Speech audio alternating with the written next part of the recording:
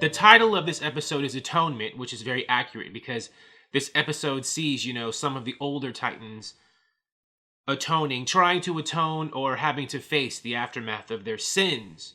With Dick, it's what happened with Jericho. And with Hank and Don, it's Jericho too, but also that dude, Ellis, who was killed while he was with them. But I don't really know if it was necessarily their fault.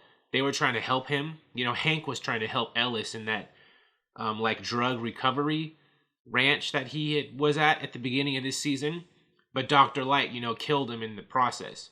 So Ellis was kind of, in my opinion, collateral damage. But, his sister and other people aren't seeing it that way. They're just blaming Hank and Dawn. But interesting. This is more of a slower day in the life kind of episode of the Titans, where it's more, dramatic stuff, seeing them deal with the aftermath and, the in-between stuff. And I like it. I think these kind of dramatic, slower episodes, they're getting better at doing them on Titans.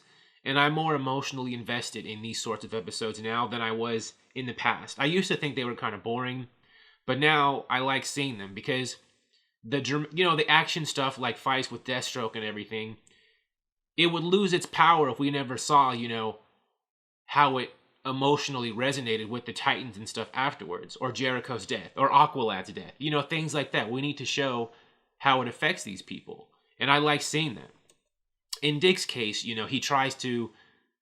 he's feeling a lot of guilt for many things, but in Jericho's case, he tries to atone, like the title says of the episode, by apologizing or saying, "I'm sorry" to Jericho's mother. And I was very surprised when Deathstroke was sitting in the chair at Jericho's mother's house. But is it just me, or in his exchange with Dick when they were talking, didn't it seem like Deathstroke was acting kind of weird towards the end, like he was tired or in pain or something? And I'm wondering, is Jericho trapped? Is that Jericho trapped in Deathstroke's body? Because I think something was off with Deathstroke in that scene, and it wasn't the actor just acting weird. I think that was on purpose.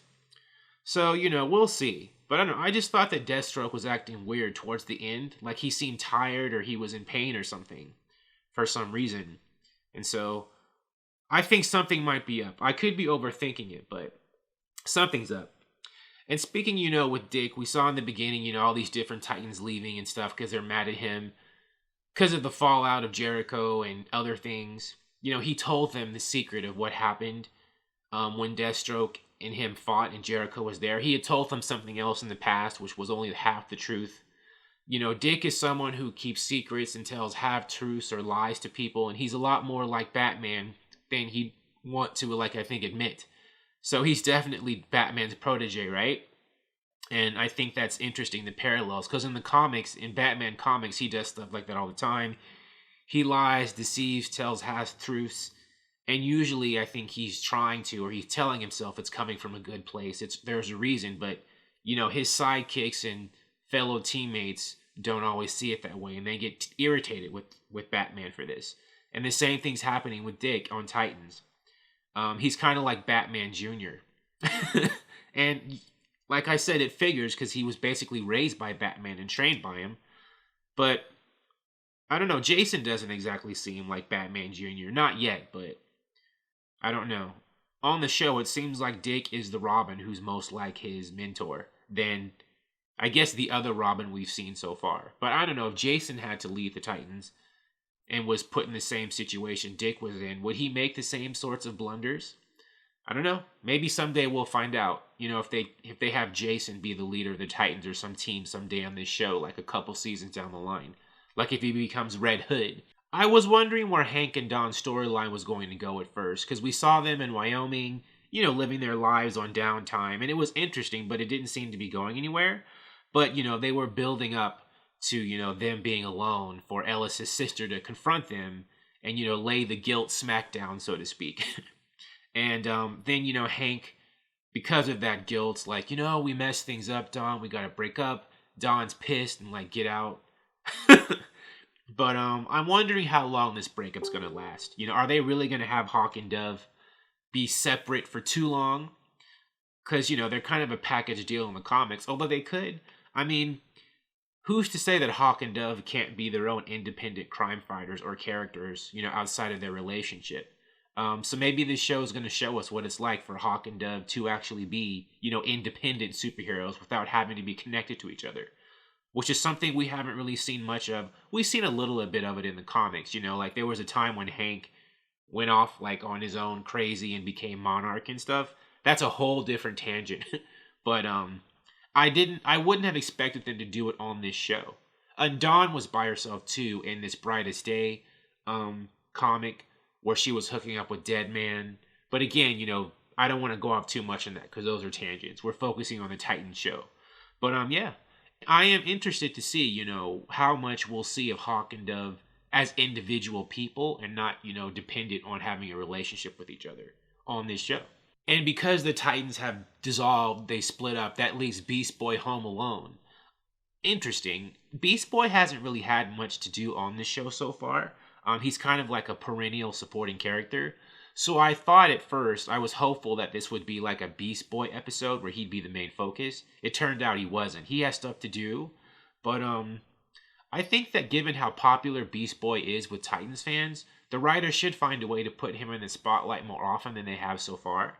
Because he's really, this show is supposed to be, at least originally, it was supposed to be centering on 4 main Titans: Robin, Raven, Starfire, and Beast Boy. But Beast Boy has, of those people, he's gotten the least amount of focus and screen time as a major central character. So I'm curious, if they will try to find ways to put Beast Boy more in the spotlight going forward. Because so far, he hasn't really had much to do. I mean, than just be, one of the miscellaneous side characters. He doesn't use his powers that much. So they got to figure out what to do with him. And Blackfire makes her long-awaited appearance in this episode when she kills with that, I guess, mind-controlling goo or whatever, that infectious goo that she puts on, Starfire's buddy, the Royal Guard whom she hooked up with in the past, but who was still her friend. And poor Starfire, right? So much death and violence surrounding her life, which I think is a part of why she why she is the way she is now as an adult. Those experiences shape you. I think Blackfire is going to be the season 3 big villain. I think she's being introduced this season, being set up. But I think after this season's done and they finish with Deathstroke, they're going to need somebody to fight in season 3. And I wouldn't be surprised if Blackfire and, cosmic stuff is the main stuff going on with season 3. If she's the big bad. And, a whole Titan space adventure would be interesting, right? Aliens and stuff like that. I do wonder if the show would have the budget to do too much outer space stuff, how they'll do it. Because I think Titans does well with the budget it has, but they don't have, space money. So I'm very curious to see how they're going to do, the Blackfire Tamaran plot on a show with like this.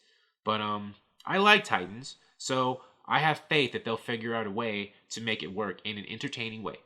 Thank you for watching. If you like this video, please like it on YouTube and subscribe to the channel because I appreciate your viewership, and I'll talk to you soon. Bye.